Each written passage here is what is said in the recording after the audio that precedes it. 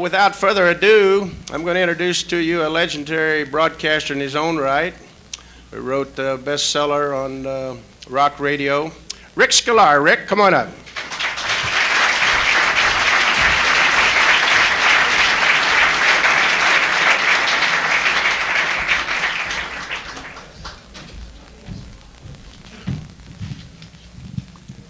Thank you. You know, I cherish a great many friendships from my ABC years and programming of WABC radio.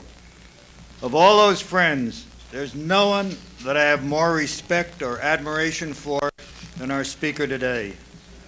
When you program a radio station that becomes America's biggest, you're dealing with larger-than-life legends every day of the week.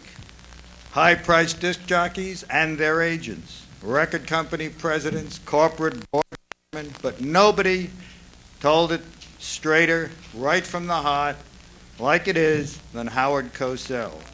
From the very beginning and all through its heyday, Howard was WABC's own sportscaster. As a kid starting out in the business, liar's poker over lunch. I still remember saying, "Ricky, if you got two of a kind, you gotta protect." With radio, Howard Cosell went on to define television sports journalism. For more than a dozen years, the name Howard Cosell meant Monday Night Football. With Howard came the ratings and the recognition that built the ABC sports image. Cosell became one of the best-known personalities in the world, something that was just demonstrated to me as we tried to get here through the Dulles Airport terminal. His credits: host and producer award-winning ABC Sports Beat, daily sports commentary on Good Morning America, roles in dozens of movies and TV shows, hits including his own primetime series, Broadcaster of the Year, Pointer Fellow at Yale, Sports Journalist of All Time Award, NFL's Order of the Leather Helmet, best-selling author and lecturer. Howard Cosell is a treat to listen to. His roots are still in radio, where he continues to host Speaking of Sports and Speaking of Everything on the ABC Radio Network. After his talk, he will answer your questions, and please don't be bashful. Speak up. I am honored to introduce to you one of the most wonderful human beings that I have the privilege of knowing. Once again, to tell it like it is, my friend, Howard Cosell.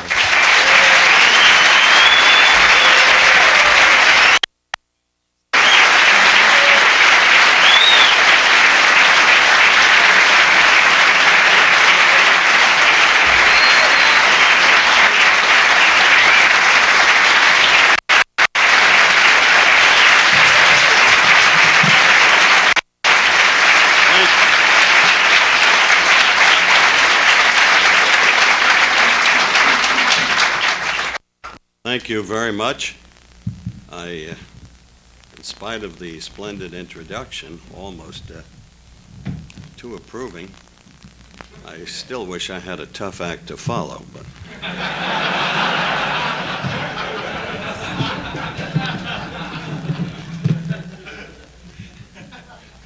I am here at the invitation of, and because of my respect for Rick Sklar. We were for many years very close associates. He built WABC, the flagship station of our network, into the most compelling radio station in the country, and Rick became very dear to me. Many of you probably wonder, what the hell is a sports commentator doing at this kind of affair? Let me briefly tell you of my own background and why I am qualified to be here. Through Rick Sklar, I met a person who became very dear to me. We became very warm friends. His name was John Lennon.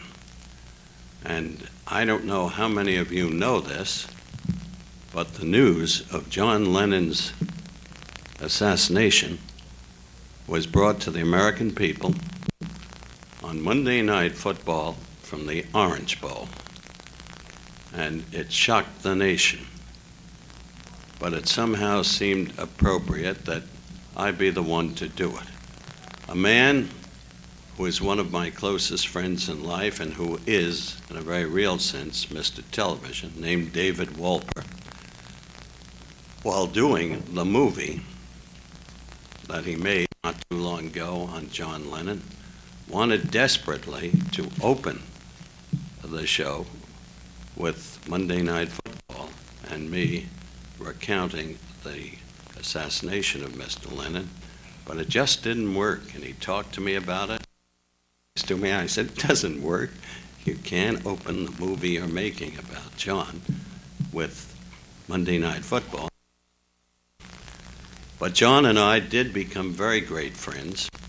He did a number of shows with me. We have exchanged correspondences, which are a treasured part of my personal files for my grandchildren to keep because of what John Lennon meant to them. And indeed, I created, while I did any number of odd couple shows, Jack Klugman and Tony Randall, doubtless you've seen some of those, I created the most real odd couple, I think, in the history of broadcast, when on a night of Monday Night Football in Candlestick Park, San Francisco, I united the then governor of California, an unfortunately treasured relic of the past in this country, Ronald Reagan. I united him with John Lennon at halftime, and that was the oddest couple ever put together. And one of the reasons I was so attracted to Rick Sklar in the beginning was clearly sexual.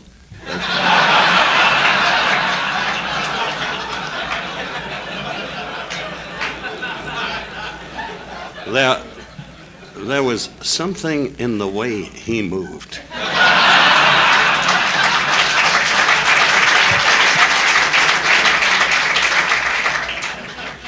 All right. So, with my memories of and my relationship with a person who brought a whole new world of music to the contemporary civilization and had an impact upon the whole of the society, given to very few people in my lifetime, that's part of the background that qualifies me to be here. There is another part, you see. I'm a lawyer, and a very brilliant one. And I was just honored by my law school at our 50th class reunion. I was the notes editor of the Law Review at the New York University School of Law, which I'm proud to say is without question one of the top 3 or 5 law schools in the entire world. And as such, I majored in constitutional law. And we were also honoring on that same night a lady who's one of the remarkable women I have ever known, who made legal history in this country. Her name is Cecilia Getz. She was the first woman editor-in-chief of a law review in this nation. Now she is a judge, a bankruptcy judge who fortunately does not have to have anything to do with the current mishaps properly befalling a man named Donald Trump. And incidentally, as I flew down here today, a Trump shuttle, I couldn't believe my eyes, took off just before us. I was a little worried that it might not even make it off the ground, but it did. So there is that legal background, and I go back 50 years with the New York University School of Law, and I remember writing law review pieces demanding a constitutional amendment, not like we seek them today under a president who lives by the immediacy of polls, which I abhor, but I was in favor of a constitutional amendment banning lynchings in this country. We never got that.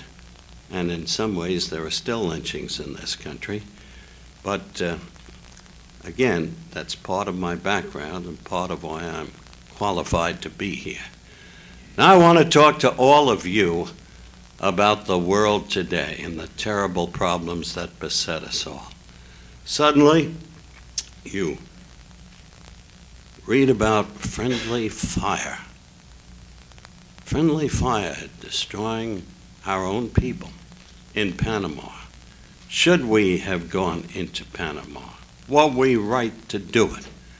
What about El Salvador? What about Nicaragua? Should we have embraced, at least in my city, my state, and New Jersey, yesterday, Nelson Mandela? At first, there was love and affection for this remarkable physical being who had survived all those years in prison and who looked so strong and so passionate and so full of conviction. And yet, I left the ABC newsroom this morning and there was outrage pouring in because last night, as you probably know, Nelson Mandela had once again embraced Gaddafi and Arafat and Castro and all of the people who are anathema to so many in this country, and all of the people who represent forms of government that don't coincide with the views of most of us who believe in our system of government. Above all, I believe in our system of government. Above all, I believe in freedom of expression. I know what's going on in the record industry right now. I've read all of the papers and the arguments and the editorials. I know about Two Live Crew. I know about those lyrics. I know about what's going on in the state of Florida. I know that many of you feel that indeed censorship is a very real threat to your industry. And you fear that in this case, if those lyrics are made subject to law, which they are being made subject to, and I caution you right off that in this country there are obscenity laws which have been ruled constitutional under appropriate judicial definition and judicial review. I just caution you about that. I know you're concerned that this is but a beginning incursion upon the very freedom of your industry. You have every right to be concerned. You have every right to protest. That's the kind of government we have. But I caution you, too, about the easily adopted technique that produces madness and chaos in a society, and that is the denunciation of those who object to the obscenities in the lyrics in question, those who say immediately, this is racism. Look, I happen to be by birth Jewish. There are 18.5 acres in the name of my wife and myself, and my wife is Pennsylvania Dutch Welsh, by the way. She's a wasp. But in our names at the Hebrew University of Jerusalem, where I have been, 18.5 acres have been put aside. And it's the treasure of my life, the greatest thing of my life. I don't give a good goddamn because I know the strength of my country if the Ku Klux Klan parades in Skokie, Illinois. Would it play in Pretoria? Probably, yes, in Pretoria, but not in Peoria. And I don't think for a minute that my country is in any jeopardy if a flag is burned. Obviously, taking the most recent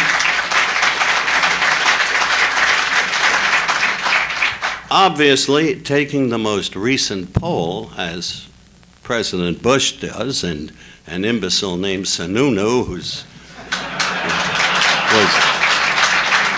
was once the governor of New Hampshire, which somehow has not quite fully recovered yet from that. I don't care if they take a popularity poll. This is not the way my country works. And I don't care if Bush goes down to meet with Jesse Helms. I think that's altogether fitting and proper. Between the two of them, they should return to John Calhoun and seek secession.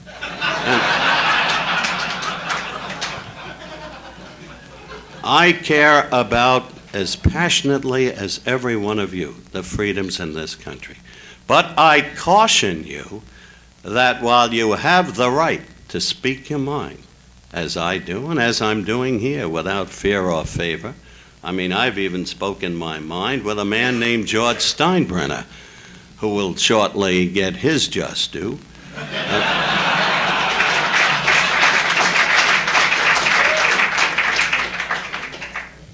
But you must not go overboard. You must remember that there have been judicial postulates in this country that are meaningful and right and have survived because they are.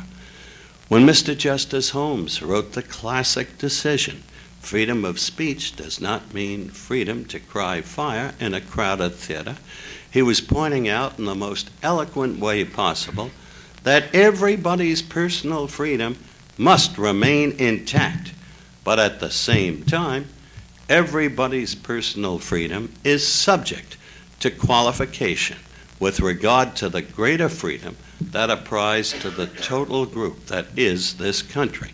And with that realization, you have to be concerned about some of the things happening with the 2 Live crew. This is no danger, I caution you, to your industry. Your industry will survive and it will do well. But I am telling you that the instant cry of racism, no matter whom it involves, the Jews, the Hispanics, the blacks, whomever, leads only to chaos and to madness, and it has no place in our country.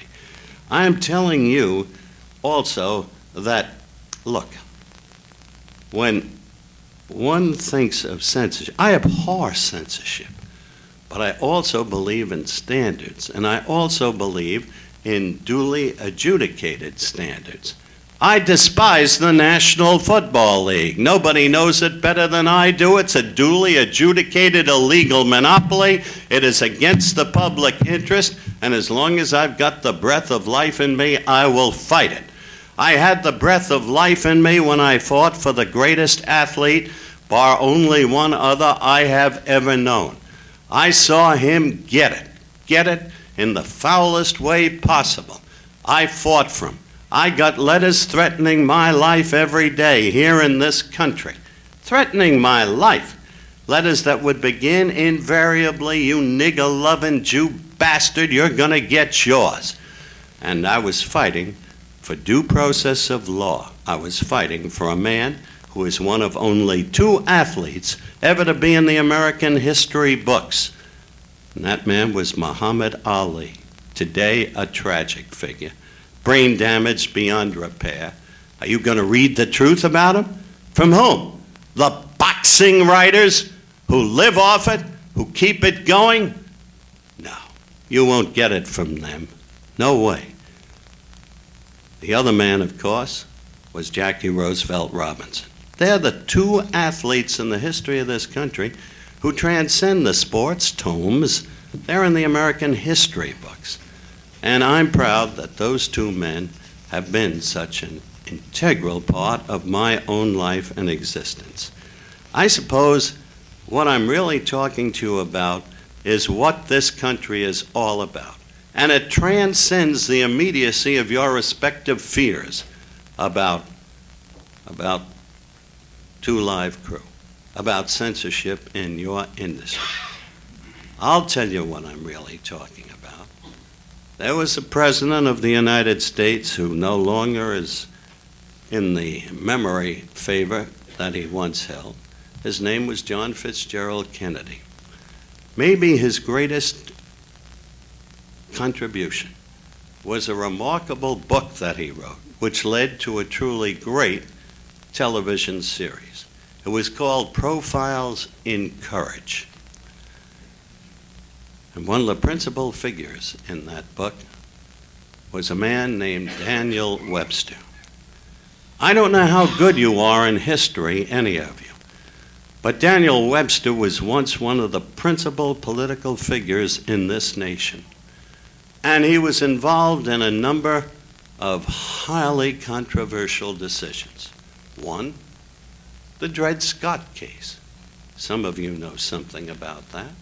Two, the very formation of the Mason and Dixon line. Three, Missouri and the Compromise. And his positions were not very popular.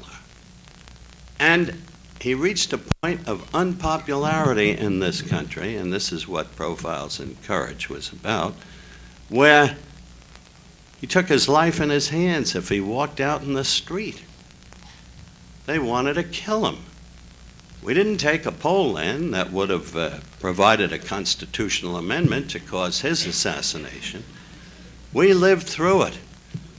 And now Daniel Webster is one of the great and historic figures of our nation. He is perhaps most favorable, or most favorably remembered for his words about the Union. One and forever, now and inseparable. But that wasn't really the greatest lesson he gave to us all. And Martin Gable, now deceased, a brilliant actor who was a good friend of mine and a fellow friar and a fellow member of the Players Club, looked like Daniel Webster.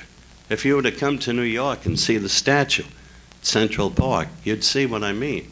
He looked for all the world like Webster and played him magnificently. And so Profiles in Courage won the Emmys and won a Pulitzer Prize too. But here was the lesson he taught us. It's the lesson for each and every one of you here today. That lesson is very simple. It's in perhaps the most important maxim of my lifetime. What is popular is not always right. And what is right is not always popular.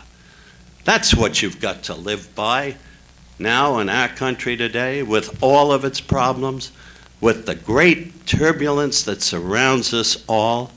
What is popular is not always right, and what is right is not always popular.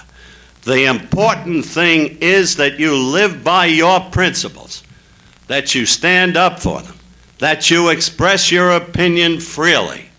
If you're worried about the industry perishing because of Two Live Crew, you have every right to be concerned about it and to speak up about it. But remember this, I have every right to speak for what I believe. That's what this country is all about. It's a lot bigger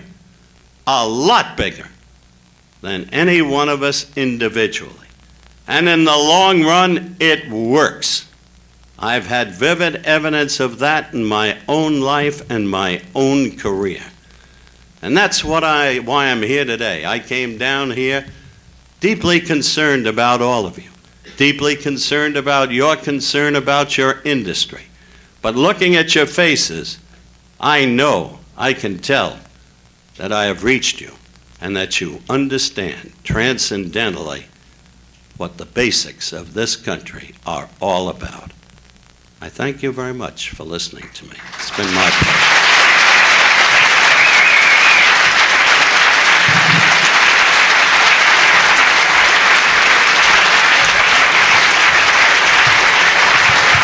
Howard Cosell. Ask me.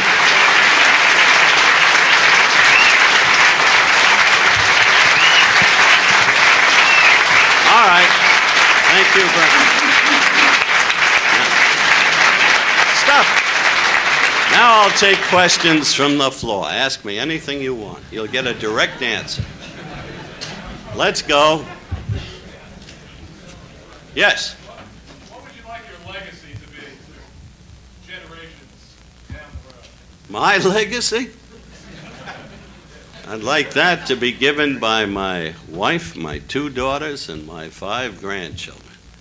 That I was a man who cared above all about his family, that I was a good and devoted husband, incidentally. Tomorrow, my wife and I will have been married for 46 years.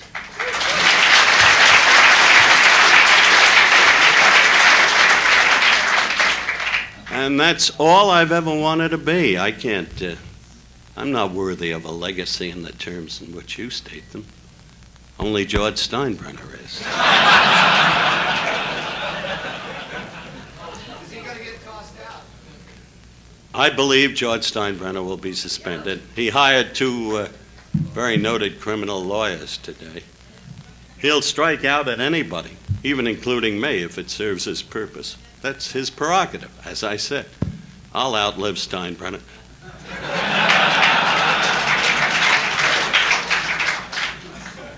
Next question. Yes? I'd be interested to hear your comments on the Pete Rose affair and all things. I think Pete Rose is a guttural little thug who's about to be... Any day now, Pete Rose will be sentenced. He will go to jail. He will not get into the Hall of Fame. He blasphemed and sought to torpedo one of the greatest men this country has ever had, one of the greatest educators, a fearless man, a dear friend of mine. If you want to know the truth, I advised him throughout the Rose affair how not to invade Rose's privacy, how not to deprive him of due process of law. That whole case became publicized because of Pete Rose and a clever lawyer named Reuben Katz. But A. Bartlett Giamatti, and I was a visiting professor at Yale for 8 years. I don't know how many of you knew that. And Giamatti became a very dear friend of mine. And I watched, in fact, sitting on my sun deck out in West Hampton Beach on the very day that Bart died, was David Kindred, who used to write for the Washington Post a number of years ago. And he was one of the few writers in this country whom I respect. And he said, as sure as we're sitting here, Pete Rose killed that man. And I said, David, there's a lot to that line of thinking. I really think deep in my heart, I know what Bart went to. And to subject one of the great educators of the world, my goodness. You ever been to Oxford? Did you ever read the de Coverley papers? The Spectator papers? Sir Roger de Coverley? Well, hell, you're uneducated.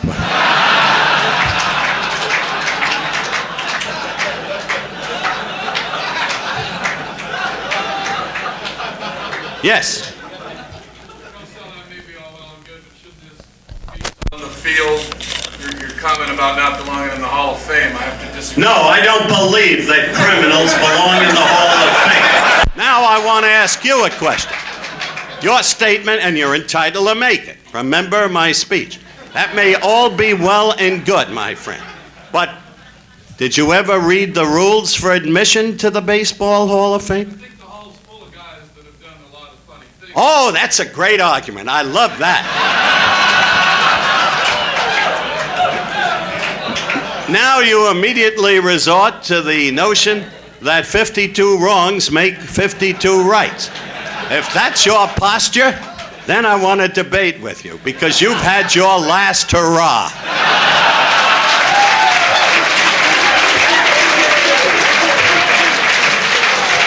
No, I don't think Ty Cobb belongs in the Hall of Fame. I don't think sports writers should be the ones to vote on who goes into the Hall of Fame. I find sports writers everywhere you turn guilty of conflict of interest. How in the world could Muhammad Ali, brain damage beyond repair, be allowed to fight? What motivates these writers? What? Their own self-interest.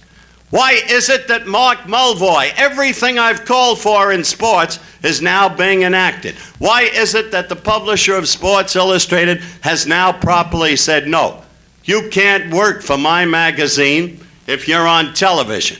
You can't serve two masters. He's absolutely right. What about having gambling before and after games on NFL games. Now they say, no, we're not going to allow it anymore. Why didn't they say it when I demanded from Alvin Pete Rozelle, stop this? And he said, oh, no, I can't interfere with their programming. I said, you know damn well that David Stern did. They wanted to put Jimmy the Greek on before and after NBA games, and David Stern said, no, that won't go. Same way Ali said, no, I won't go. I ain't got nothing against them Viet Cong. And he was right, dead right. Now, what else do you want to debate?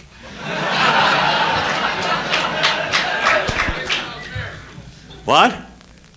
What was that? No, I just want to know how your marriage was. It's a lot easier. I mean, everybody's thinking it's you, so. What about Brent Musburger? I like Brent. I think he's a decent fellow. What's all the noise about? Brent Musburger. Get the booth where? At, the boot. Oh, the boot. No.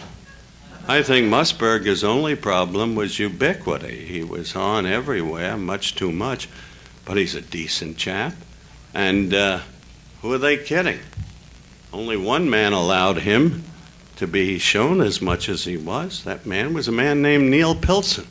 I remember when Bart Giamatti said to me, Howard, because they're losing so much money on baseball, it's indescribable at CBS. Bart said, Howard, I don't think we should ever let anyone know that Pilson went to the Yale School of Law. However, that's a whole... The things you don't know about sports, you'll read in my forthcoming final book for Simon & Schuster. Yes? How do you feel about the current state, especially the top 40 radio format? When I was listening to your station, ABC and Sklar, 25 years ago, I still rattle off every huge personality, bigger-than-life personality. You live in New York. Are there bigger-than-life personalities today? How do you feel about top 40 radio with the personality aspect? No, we don't have what we once had. And certain people are still pursuing the same acts. I think of a fellow I love. I used to have a lot of fun with him. But Bruce Morrow hasn't changed. And he doesn't. They don't have the person. You know what they have now? Exactly what was shown on Crossfire last night. They've got talk radio hacks who don't know anything about anything, but who totally dominate the scene. And Rick Sklar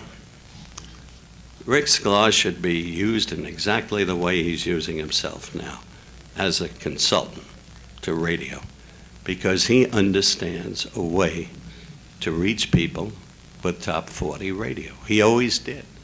I'll never forget when Hal Neal was there, now deceased, and couldn't move without him. And then along came Wally Schwartz, who oddly called me just the other day, and it wouldn't move without Ricky. But it's very hard to recreate what Ricky created in those years. It's very hard. Although if anybody could do it, it would be Ricky. Yes? What's your most memorable sports event that you witnessed over the years? The thing that sticks out in your mind? May I respectfully say to you, you have every right to ask me that question, but that's a garbage question. What do I remember most? I remember fighting for the Black Power salute, finding Tommy Smith and John Carlos and putting them on the air in 1968. Going to Bill Toomey, God bless him, and saying, you know what Eppie Barnes, then the executive director of the U.S. Olympic Committee, is trying to do? He is feeding to Joe Sheehan, the old drunk who used to write for the New York Times, and Shirley Povich, now an octogenarian who can't hear a word you say, who's revered here in Washington to this day, going to them and feeding them crap that the medals would be taken away from the black athletes. And I got Bill Toomey and Harold and Olga Connolly, then married, to go all over that village to tell the damn truth. And it caused the late Arthur Daly to write a column. I said, go to Dan Ferris, he'll tell you there's no such thing as an amateur athlete. And we cleared up that mess. And then, what do I remember? Not memories that you would expect. Oh, if you want the single greatest athletic achievement, a kid I love. I stood there next to him, and Ralph Boston said to me, I see it, but I don't believe it. I saw Bob Beeman leap 28 feet 2 3/4 inches. You believe that? I saw him there. He didn't believe it. It happened. That's the greatest single athletic achievement. And you know what they did to him? I ran into Bob Beeman. He was sitting at the International Center in Montreal in 1976 as the flags were coming down one by one because the black countries were leaving the Olympics. You remember that? And I said, Bob, what are you doing here? And he said, you remember the man from Senegal? Flag is still up there. Well, my first trip at the Mexico City Olympics was to the Olympic Village with my bride. And there I saw two people, both black, one exchanging uniform with the other, musical instruments. They had a folk festival on the spot. The two people, Bob Beeman and an athlete from Senegal. But they didn't pay for Bob Beeman. The U.S. Olympic Committee wouldn't even pay for him to go up there. He had to go up there and pay his own way. Tragic. Tragic. What about 1972? What do I remember about the Olympics?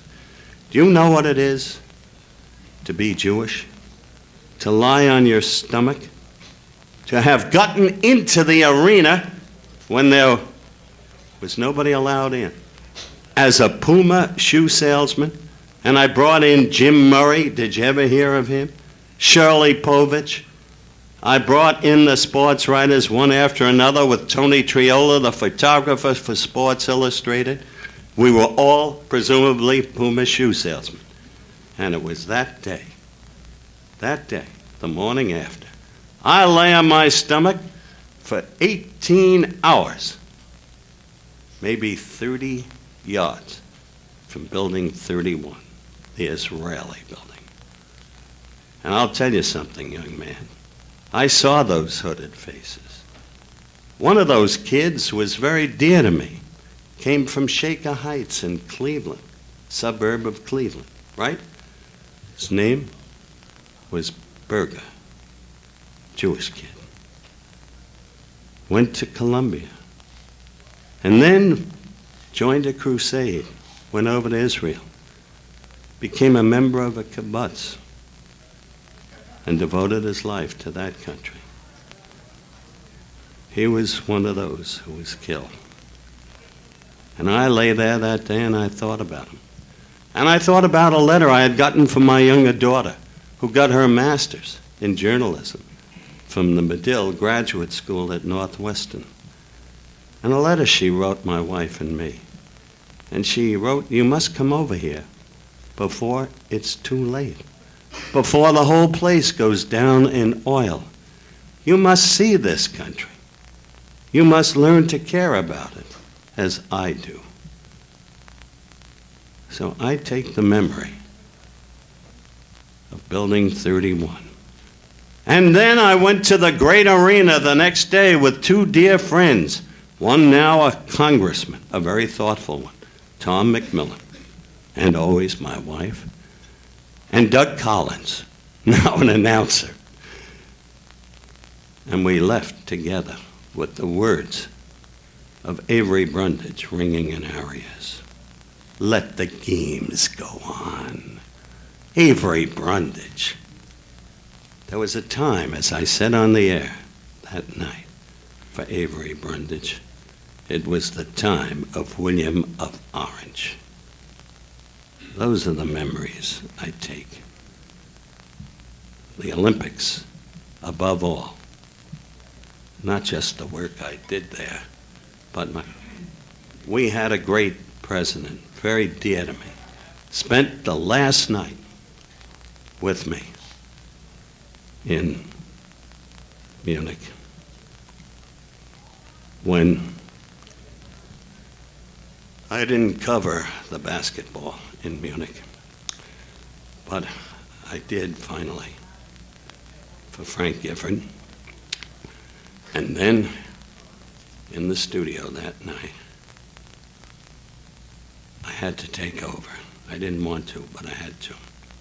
And in the studio with me was a man named Elton Rule, who was president of our company. Made it so great, had so much class, cared so much. And I had to open the telecast that night. It was a night when a kid named Sugar Ray Seals, now totally blind from boxing, won the gold medal. His mother was there. But I had to finish out that telecast and get over to open the evening with the boxing. And we had been robbed. We had won the gold in basketball 3 times. But a man named Jones, an evil son of a bitch, who was head of FIFA, Federation of International Basketball, FIBA, Basketball Associations, gave the Soviets 3 chances to win. We wouldn't accept the medal. In the studio with me were Tom McMillan and Doug Collins. And they hugged me and they kissed me. Because I had the West German scorekeeper there. And I said, you people in America are entitled to know. I turned to him. I said, who won the basketball game? And he said, the United States. And that was the story in a nutshell. And he told the truth about it. He took his own life in his own hands when he did it, but he told the truth. Memories? Yeah. They're not always pretty, but they're honest. And what is it that Sir Francis Bacon wrote in his essay on man? With your literacy and culture, you'll remember. He opened it by saying, what is truth? Said jesting Pilate, and would not stay for an answer. The thesis being that everyone has his own version of truth. And who is to say what it really is? No one has a monopoly on it. But damn it, I've tried to tell the truth as I have seen it by my precepts. Any more questions? What? Yes.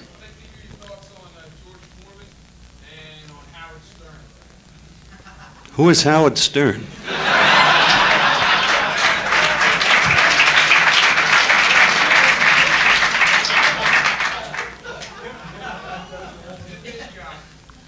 A disc jockey?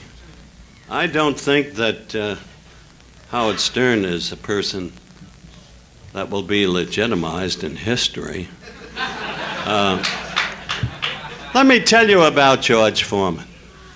I really loved the men who fought for a living, but I could take no more. I love George Foreman as a person. I always have, I always will. George was a kid. Let's go back to Mexico City. He was frightened to death. He had to fight a great Soviet fighter named Ioannis Shapoulis. The coach of the American boxing team was a little scoundrel named Pappy Galt, who dreamed of becoming George Foreman's professional manager. Instead, George Foreman hired a piano player named Dick Sadler, literally a pretty good piano player. And then there was that night in the Mexico City arena when the pesos rained down on the arena itself. And George Foreman would beat Ioannis Shapoulis all across the ring, terrorize him, destroy him.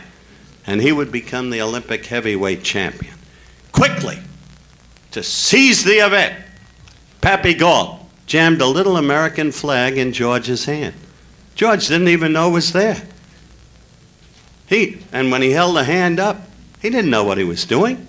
But Pappy Galt did, and Pappy used that to show George's patriotism. George didn't have a clue. Now Pappy says to me, I'm going to manage him. He's going to become the heavyweight champion of the world. So I went after George, and he wouldn't say that Pappy would be the manager. He would knock Tommy Smith and John Carlos. That's the truth of that situation. You never heard it before? You never read my books? That's what happened. That's exactly what happened. Iona Shapoulis has never been seen or heard from since. Gorbachev wasn't alive then, so I don't know if Shapoulis is, if you want to know the truth. As for George fighting now today, I think that's sad. I really feel badly about it. But they're all... You know who the world's leading authority is on brain damage? No, you don't, do you? His name is Dominic Purpura. He is the dean of the Albert Einstein College of Medicine in the Bronx in New York. Prior thereto, he was the dean of the Stanford University College of Medicine. He took a sample cranium and showed me what was done to Ali's brains. He's brain damaged beyond repair. Can't talk. At the Night of 100 Stars, I was with him for 2 days. He had to be fed by his photographer and best friend, Howard Bingham. They tell you he's fine. Vic Ziegel, the sports editor of the Daily News, says, oh, he's in great shape. On television. So I was with him, he's just fine. God help Vic Ziegel. That's all I can tell you. I just can't believe people like that. You think it's any better for Frazier? You think it's any better for Kenny Norton? And I love these men. I feel terribly for them. As for Howard Stern, God bless him wherever he is. All right, yeah. We're going to have to break this off soon, fellas, but go ahead. You think Jim Valvano was treated fairly Jim Valvano? today? Yeah, he was Pushed out? Where? Where was he pushed out? Do I think that Jim Valvano was treated fairly? What do you think? What? They haven't, huh? Uh-huh. Look. Let NBC have Jim Valvano. I have known Jim Valvano from the very beginning. I knew him at Iona. There isn't anything that man won't destroy. Don't you care about ethics and morals? Good. Well, what do you mean you weren't saying it was right? By implication, you said it. They didn't prove anything. Peter Golenbach wrote a book. What's the difference? NBC has him now. Let him be there. And let's not pretend that they'll tell the truth in sports television. They won't. All right, yes. Before you go, could you just leave us with one great WABC anecdote or a good old radio story? WABC anecdote? The day Tom Moore accepted me, even though I was Jewish. I'll never forget Tom Moore. I was doing a piece over at Madison Square Garden when Ali was threatening Ernie Terrell. You remember that fight? What's my name? What's my name? By the time he was done with Terrell, Terrell was incoherently mumbling, Muhammad Ali. But that day, he was coming to blows at the Garden, that bastion of crookedness. He was already beating up on Terrell, and then they interceded and stopped it. I said, keep shooting, keep shooting. And I'll never forget, Tom Moore said to me, you're the only man in the world would have said, keep shooting, keep shooting. And I remember that incident particularly because Tom Moore had spent much of his life trying to keep me off the air. But there were so many moments, and in my time at ABC, when we were truly a great broadcast company, led by a man named Leonard Goldenson, who has been like a father to me, and I love him dearly, and Elton Rule, and Wally Schwartz, who called me just the other day. So many. Freddie Pierce. They were my people. They mattered. One last question. Do you miss broadcasting? I'm still I'm still doing radio. How about television broadcasting? No, I don't miss it. I don't want to be a part of it. It's not honest.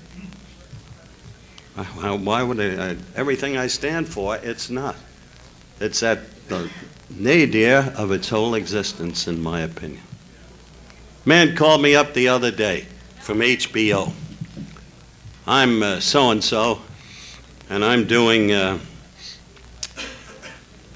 documentary on the history of sports television. And we'll like your input. Red Barber will be the principal MC. Then there's Kurt Gowdy, and so on.